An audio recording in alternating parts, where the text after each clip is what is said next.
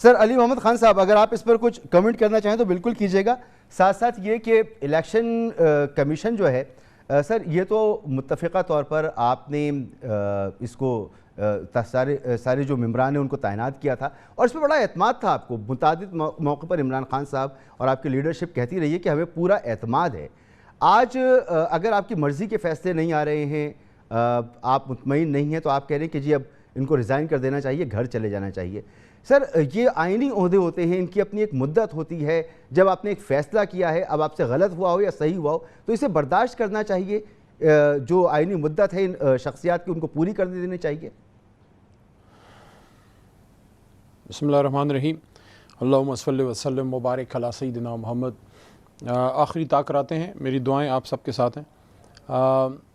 آج تھوڑا مجھے کہنے دیجئے, رانجھا صاحب کے لہجے میں تھوڑی مجھے تلخی نظر آئی. شاید حکومت کا اثر آ رہا ہے.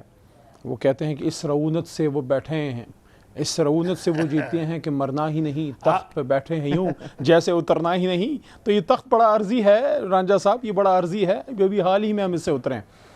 اچھا تین چار باتیں میں جلدی آپ کے ساتھ تلخی کرنا, تین چار باتیں میں کروں گا. پہلی بات تو میں الیکشن کمیشن پہ ہی آ کے کر دیتا ہوں کہ الیکشن کمیشن, میں رانجھا صاحب کے بارے میں کہہ رہا تھا, تھوڑا غصے میں مجھے آج نظر آئے. تو دیکھیں الیکشن کمیشن کے حوالے سے میں یہ کہوں گا کہ عمران خان صاحب یہ بات کر بھی چکے ہیں شاید کہ ریکمنڈیشن وہ کن کی تھی. بہرحال جن کی بھی ریکمنڈیشن تھی اب وہ ایک آئینی عہدے پہ ہیں, ان کو چاہیے غیر جانبدار رہیں چیف الیکشن کمشنر صاحب. لیکن جس طریقے سے ابھی بھی آئی تھنک 27, 28, 29 کو شاید ہماری پیشیاں لگائی ہیں, عمران خان صاحب نے کبھی بھی یہ نہیں کہا ہماری جماعت نے کہ ہمارا احتساب نہ کریں, لیکن ہم یہ کہیں کہ ایٹ پار کریں. پیپلز پارٹی اور نون کو بھی ویسے ہی تاریخیں دیں تاکہ وہ بھی ذرا ان کا کچا چھٹا سامنے آئے. ایک طرف 3.5 سال حکومت کرنے والی جماعت ہے اور ایک طرف 30, 40 سال سے حکومتیں کرنے والی جماعت ہیں, ان کا بھی احتساب ہونا چاہیے. میرے خیال میں یہ ایک جسٹ ڈیمانڈ ہے, احتساب اگر ہو تو سب کا ہو, نمبر 1. نمبر 2, دیکھیں 3-4 باتیں ہیں. آج رانا صاحب نے اپنے آپ کا مذاق اڑایا ہے اتنے بڑے عہدے کا جو ان کو بائی ڈیفالٹ مل گیا ہے. یہ ویسے میں بتا دوں, یہ ہمیں کہتے تھے کہ ہائیبرڈ رجیم ہے, میں ان کو کہتا ہوں یہ ہائیبرڈ پلس رجیم ہے. دس از اے ہائیبرڈ پلس رجیم, کیونکہ اگر آپ رول رجسٹر نکال لیں جیل خانہ جات کا تو رانجھا صاحب جیسے کچھ لوگوں کو نکال کے, باقی تو ایسے لگ رہا ہے جیسے جیل خانہ جات سے لوگوں کو اٹھا کے یہاں پہ ڈال دیا گیا ہے, کیونکہ سب کے سب بشمول وزیر اعلیٰ جو ہے جو کینڈیڈیٹ ہیں ابھی اوت نہیں لیا, اور وزیر اعظم صاحب جو ہیں ہمارے امپورٹڈ پی ایم شہباز شریف صاحب, سب کے سب جو ہیں وہ ضمانت پہ ہیں اور کوئی سیاسی کیسز نہیں ہے, ہائیبرڈ رجیم کوئی بری چیز تو نہیں تھی نا. یہ بات ہو گئی. اب دوسرا مسعود صاحب ذرا ہولے ذرا صبر سے اب کام لیں, آپ نے کافی دیر بعد مجھے موقع دیا ہے. دوسرا, جہاں تک یہ مراسلے کا تعلق ہے, میں نے کیوں کہا کہ رانا ثناء اللہ صاحب نے اپنا مذاق اڑایا ہے. رانا صاحب, یہ مسلم لیگ نون کی کور کمیٹی کا اجلاس نہیں ہوا جس کو آپ ادھر سے کان پکڑ کے ادھر سے نکال دیں. یہ نیشنل سیکیورٹی کونسل کی 2 اوپر تیلے میٹنگز ہوئی ہیں اور اس کے بیچ میں D G I S P R صاحب کی پریس کانفرنس آئی ہے.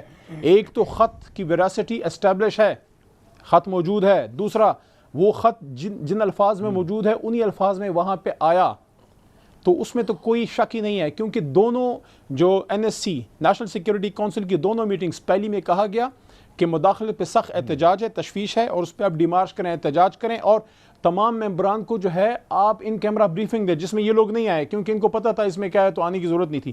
دوسرا نیشنل سیکیورٹی کونسل جس کو شہباز صاحب نے ہیڈ کیا, اس پہ میرا ایز اے وکیل اعتراض تھا, ایز اے پولیٹیکل ورکر بھی, کہ نو بڈی کین بی اے جج ان ہز اون کاز. جس آدمی پہ سازش کا بینیفیشری ہونے کا الزام ہے اسی کے نیچے میٹنگ ہو رہی ہے کہ جناب آپ چیک کریں سازش ہو رہی ہے کہ نہیں. لیکن بہرحال ان کے نیچے جو میٹنگ آئی اس نے پہلی میٹنگ کی تمام منٹس کی تصدیق کی اور اس کو اپ ہولڈ کیا. تو یہاں تو بیانیہ جناب رانا ثناء اللہ صاحب کا جو ہے نالا علیہ میں بہ گیا, وہ تو بات ختم ہو گئی, خط موجود ہے. اب صرف یہ نقطہ کہ کیا سازش ہے یا انٹرفیئرنس ہے. دیکھیں آپ کا جو وہاں پہ ہائی کمشنر تھے اسد مجید صاحب, وہ اپنی بات پہ یہاں کھڑے رہے اور انہوں نے کہا کہ سائفر بالکل ہے, ہم نے بھیجا ہے اور بائن ہی وہی ہے جو موجود ہے.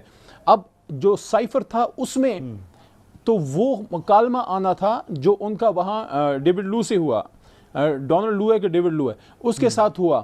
اس میں تو ظاہر ہے اس نے مکالمے کے دوران تو ان کو یہ نہیں بتانا تھا کہ ہم نے سازش کیسے کیسے کرنی ہے، ہم نے شہباز صاحب کو رابطہ کرنا ہے، ہم نے فلانے کو کرنا ہے. انہوں نے تو صرف اپنی دھمکی آپ کو بتا دی، تو وہ یہاں پہ بے نہیں پہنچ گئی. اب آپ نے یہ جو عمران خان صاحب نے کل پریس کانفرنس کی ہے، میں وہاں موجود تھا، جس میں کہا کہ جوڈیشل انکوائری کمیشن اس کا ہوس اوپن کورٹ میں سپریم کورٹ کے، تاکہ پتہ لگے کہ ان دنوں میں اچانک کیا ایسے ہوا کہ تمام اپوزیشن پلس ہمارے ڈسیڈنٹس جو ہمارے لوٹے کارکنان تھے عہدیدار، ان سے ان کی ملاقاتیں امریکن ایمبیسی والوں کی، اور اس کے بعد اچانک اس طرح سے عدم اعتماد کا آ جانا.